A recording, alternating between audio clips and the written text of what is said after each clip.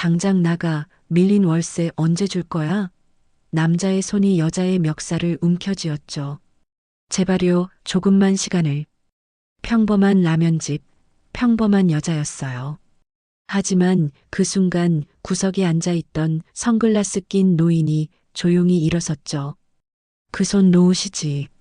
낮고 무거운 목소리 하나에 공기가 얼어붙었어요. 대체 저 노인은 누구였을까요?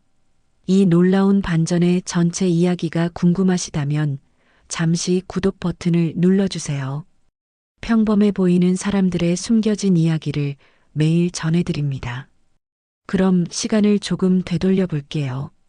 모든 건 며칠 전부터 시작됐어요. 시장 골목 안쪽에 작은 라면집이 하나 있었어요.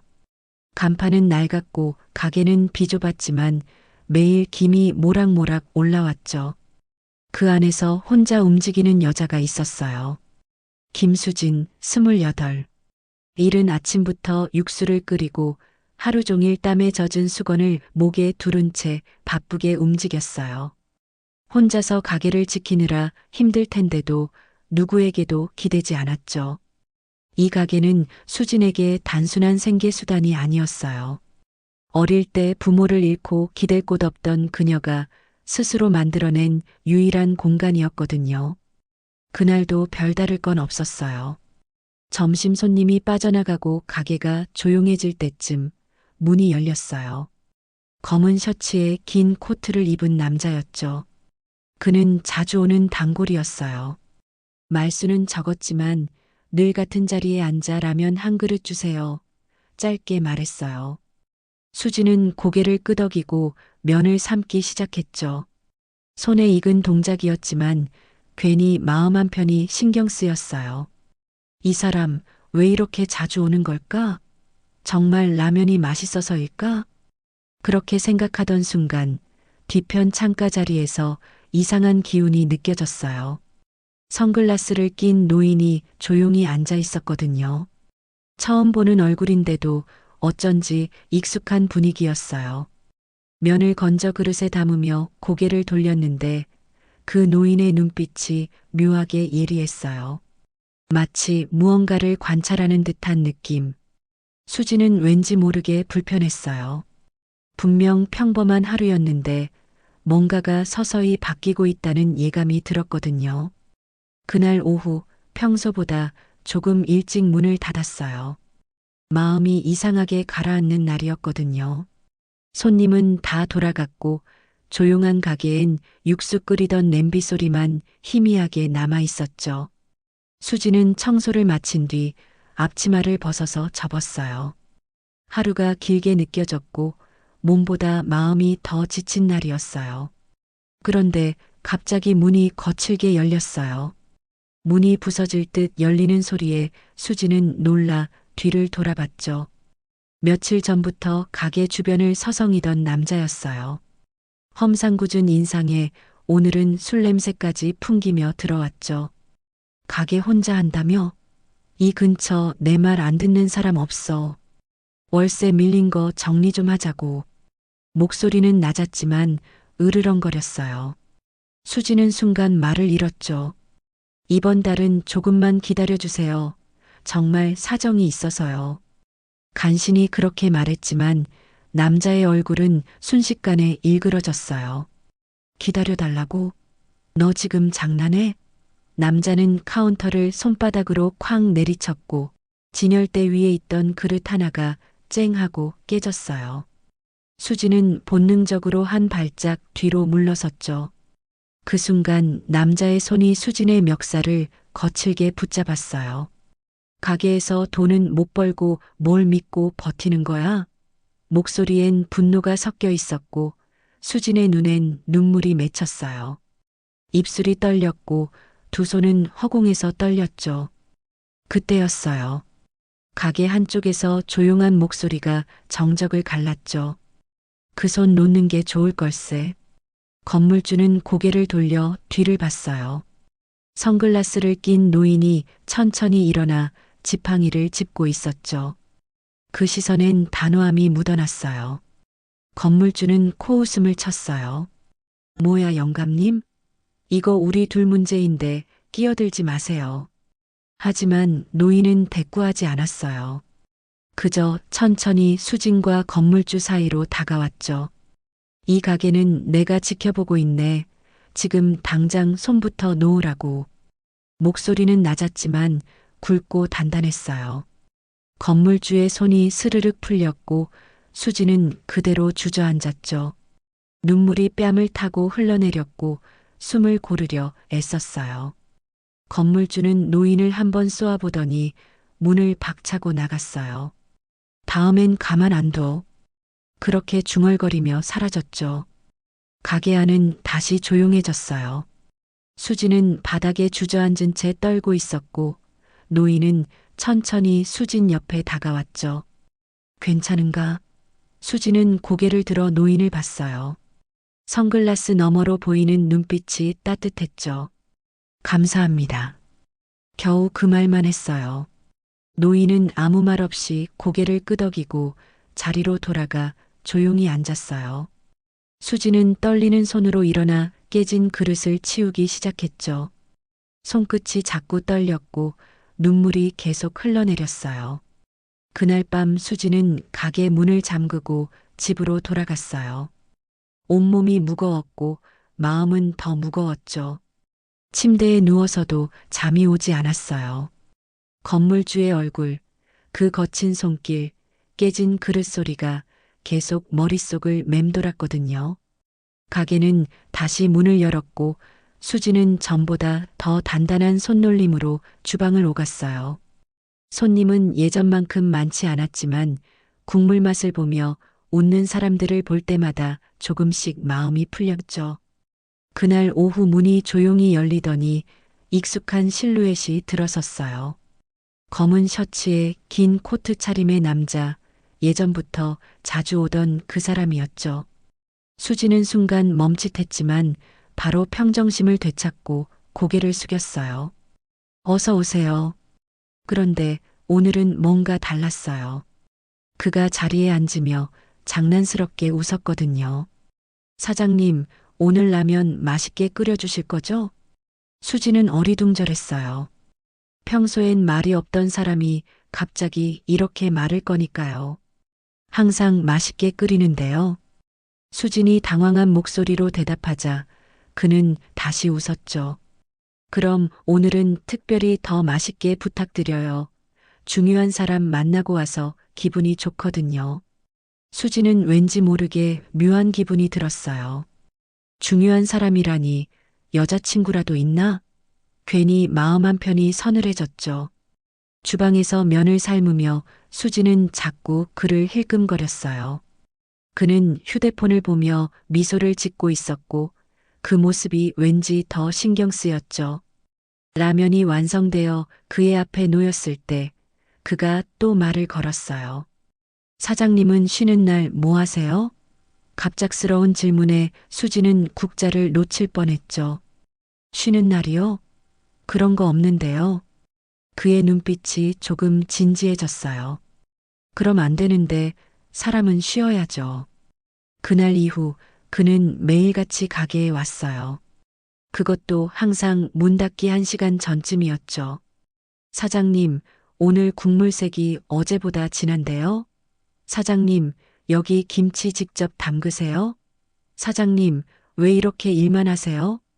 매일 다른 질문, 매일 다른 장난. 수지는 처음엔 당황스러웠지만 점점 그의 방문이 기다려지기 시작했어요. 어느 날 그가 라면을 다 먹고 계산하며 작은 쪽지를 남겼죠. 내일 저녁 6시 가게 앞에서 뵐게요. 약속 있으시면 안 나오셔도 돼요. 수지는 쪽지를 읽고 또 읽었어요. 이게 무슨 뜻이지? 심장이 두근거렸고 손끝이 떨렸죠. 다음 날 저녁 수지는 평소보다 일찍 가게 문을 닫았어요. 거울을 보며 머리를 매만지고 앞치마를 벗었다 다시 맸다를 반복했죠. 나갈까 말까, 이게 데이트인 건가, 아니면 그냥 인사치레인가. 고민하다가 결국 문을 열고 나갔어요. 가게 앞에 그가 서 있었죠. 손에는 작은 꽃다발을 들고 있었어요. 나왔네요. 그가 환하게 웃으며 말했어요. 수지는 얼굴이 빨개졌죠. 이게 뭐예요? 꽃이요. 라면 사장님한테 어울릴 것 같아서. 그는 꽃다발을 건네며 장난스럽게 덧붙였어요. 매일 라면만 먹어서 죄송한 마음에 드리는 선물이에요. 수지는 꽃을 받아들고 어색하게 웃었죠. 그럴 필요 없는데 손님이잖아요. 손님이긴 한데 좀 특별한 손님이고 싶어서요. 그의 말에 수지는 더 이상 대답할 수가 없었어요. 두 사람은 골목을 천천히 걸었어요. 준우가 먼저 말을 꺼냈죠. 사장님 이름이 뭐예요? 항상 궁금했거든요. 김수진이요. 수진 씨 예쁜 이름이네요. 저는 박준우예요. 이제 알았으니까 사장님 말고 이름으로 불러도 될까요? 수진은 고개를 끄덕였어요. 괜찮아요. 준우는 수진을 작은 공원으로 데려갔어요. 벤치에 나란히 앉아 따뜻한 어묵을 나눠 먹었죠. 수진 씨는 왜 라면집을 하세요? 준우가 물었을 때 수진은 잠시 망설였어요. 다른 걸 할 줄 몰라서요. 이것밖에 없어서. 그 말에 준우는 고개를 저었죠. 아니에요. 수진 씨 라면은 진심이 느껴져요. 그냥 배를 채우는 음식이 아니라 마음을 채우는 음식이거든요. 수지는 그 말에 눈시울이 뜨거워졌어요. 지금까지 누구도 그런 말을 해준 적이 없었거든요. 준우 씨는 무슨 일 하세요? 수진이 물었을 때 준우는 잠깐 머뭇거렸어요. 그냥 회사 다녀요. 평범한 회사원이에요. 수지는 고개를 끄덕였죠. 매일 라면 먹으러 오는 게 힘들지 않아요? 전혀요. 오히려 하루 중에 제일 좋은 시간이에요. 그날 이후 두 사람은 자주 만났어요. 준우는 가게 문 닫는 시간에 맞춰 나타났고 수지는 그를 기다리게 됐죠. 어느 날 준우가 장난스럽게 물었어요. 수진 씨, 저랑 사귀면 안 될까요? 수지는 깜짝 놀라 그를 쳐다봤죠. 갑자기 무슨 소리예요? 갑자기가 아니에요. 한참 생각했어요. 매일 라면 먹으러 온 게 다 이유가 있었다고요. 수지는 심장이 터질 것 같았어요. 저는 라면집 사장이에요. 가진 것도 없고. 그런 거 중요하지 않아요. 수진 씨가 좋으니까. 준우의 눈빛은 진지했고 수지는 고개를 천천히 끄덕였죠. 좋아요. 한번 해봐요. 준우는 환하게 웃으며 수진의 손을 꼭 잡았어요. 며칠이 지났고 두 사람은 연인이 됐어요. 준우는 여전히 매일 가게에 왔고 이제는 주방 일도 거들었죠. 국물간 좀 봐줄래요? 수진이 물으면 준우는 진지하게 맛을 보고 고개를 끄덕였어요. 완벽해요. 역시 내 여자친구. 그 말에 수진은 매번 얼굴이 빨개졌죠. 어느 날 문을 닫고 정리하는데 준우가 조심스럽게 물었어요. 수진 씨, 나중에 결혼하면 어떤 생활 하고 싶어요? 수지는 깜짝 놀라 그를 쳐다봤어요. 벌써 그런 생각해요? 당연하죠. 수진 씨랑 평생 같이 살 거니까. 수지는 가슴이 뭉클했어요. 저는 그냥 이렇게 평범하게 살고 싶어요. 준우 씨랑 함께요. 준우는 수진을 꼭 안아줬죠. 꼭 그렇게 해줄게요. 행복한 시간은 빠르게 흘렀어요. 준우와 함께한 한 달은 수진에게 꿈 같은 시간이었죠. 매일 저녁 함께 가게를 정리하고 손을 잡고 골목을 걸으며 작은 행복들을 나눴어요. 그런데 어느 날 오후 가게 문이 거칠게 열렸어요. 건물주였죠. 수지는 순간 얼어붙었어요. 아직도 여기 있네. 나 참 착하지? 건물주는 비웃으며 서류를 테이블에 던졌어요. 이번 달 말까지야. 밀린 월세 다 내고 나가. 수지는 떨리는 손으로 서류를 집어들었죠.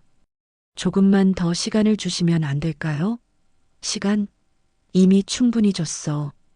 건물주의 목소리는 날카로웠어요. 그때 문이 열리며 준우가 들어왔죠. 뭐 하시는 겁니까? 준우의 목소리는 평소와 달리 차갑고 단단했어요. 건물주는 준우를 위아래로 훑어봤어요. 누구야 너? 남자친구예요. 그러니까 그만 나가세요. 준우가 수진 앞을 막아서며 말했죠. 건물주는 코웃음을 쳤어요. 남자친구, 뭐 대단한 사람이라도 돼? 준우는 대꾸하지 않았어요. 그저 수진의 손을 꼭 잡고 건물주를 똑바로 쳐다봤죠. 나가세요, 지금 당장. 건물주는 화가 난 듯 소리쳤어요. 이 자식이 진짜 너 같은 애송이가 뭘 어떻게 하겠다고? 준우는 조용히 휴대폰을 꺼내 어딘가에 전화를 걸었어요. 지금 당장 와. 짧은 한마디였지만 묘하게 무게감이 있었죠. 건물주는 비웃으며 가게를 나갔어요. 기다려봐. 다시 온다. 수진은 준우를 쳐다봤어요. 괜찮아요? 준우가 수진의 어깨를 감싸며 물었죠. 수진은 고개를 끄덕였지만 눈물이 글썽거렸어요. 미안해요. 이런 모습 보여서. 미안할 거 없어요. 내가 지켜줄게요. 준우는 수진을 꼭 안아줬어요. 그날 밤 준우는 평소보다 오래 가게에 머물렀죠. 수진과 함께 설거지를 하고 바닥을 닦으며 아무 말 없이 곁을 지켰어요. 수진은 그런 준우가 고마웠지만 동시에 걱정도 됐어요. 준우 씨, 나 때문에 곤란한 일 생기는 거 아니에요? 절대 그런 일 없어요. 걱정하지 마세요. 준우는 단호하게 말했지만 눈빛 어딘가에 무언가를 감추고 있는 듯한 느낌이 들었죠. 며칠 후 가게 앞에 검은 정장을 입은 남자가 나타났어요. 그는 정중하게 인사를 하며 명함을 건넸죠. 수지는 명함을 받아들고 눈이 커졌어요. 회장실 비서실? 이게 무슨? 우리 회장님께서 당신을 뵙고 싶어 하십니다. 수지는 당황해서 뒤를 돌아봤어요. 마침 준우가 가게로 들어오고 있었죠. 준우는 비서를 보더니 표정이 굳었어요. 형, 왜 여기 와? 형? 수지는 혼란스러웠어요. 비서는 준우를 보며 말했죠. 도련님, 회장님께서 기다리고 계십니다. 도련님? 수지는 준우를 쳐다봤어요. 준우의 얼굴은 창백해졌고 입술이 파르르 떨렸죠. 수진아, 내가 설명할게. 하지만 수지는 한 발짝 뒤로 물러섰어요. 도련님이요? 당신 누구예요? 준우는 아무 말도 하지 못했어요. 수진아, 들어봐. 준우가 다가오려 했지만 수지는 고개를 저었어요. 듣고 싶지 않아요. 그냥 가세요. 목소리는 떨렸지만 단호했죠. 비서가 조심스럽게 말했어요. 회장님께서 직접 설명하시겠다고 하셨습니다. 내일 저녁 6시에 뵐 수 있으실까요? 수지는 대답 없이 고개만 끄덕였어요. 준우는 떠나지 못하고 서 있었지만 수지는 그를 보지 않았죠. 비서와 준우가 가게를 나간 뒤 수지는 주저앉아 울었어요. 평범한 회사원이라던 그 말이 다 거짓이었구나.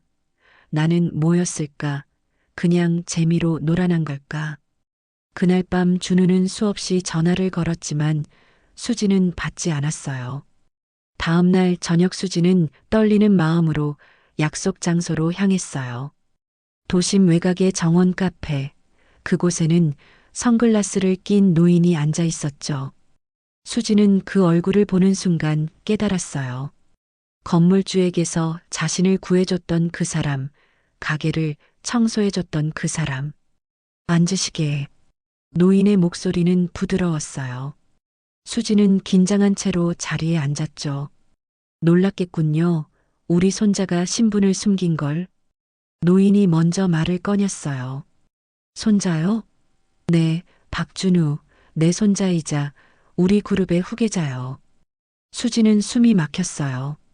그럼 저는 뭐였어요? 장난이었나요? 노인은 고개를 저었죠. 장난이 아니었소. 그 친구는 진심이었어. 그때 밖에서 소란스러운 소리가 들렸어요. 수진과 노인이 창밖을 보니 건물주가 2명의 정장 입은 남자들에게 끌려오고 있었죠. 뭐야, 놓으라고. 건물주가 발버둥 쳤지만 소용없었어요. 남자들은 그를 카페 안으로 데려왔고 노인 앞에 무릎 꿇게 했죠. 이게 무슨 짓이야?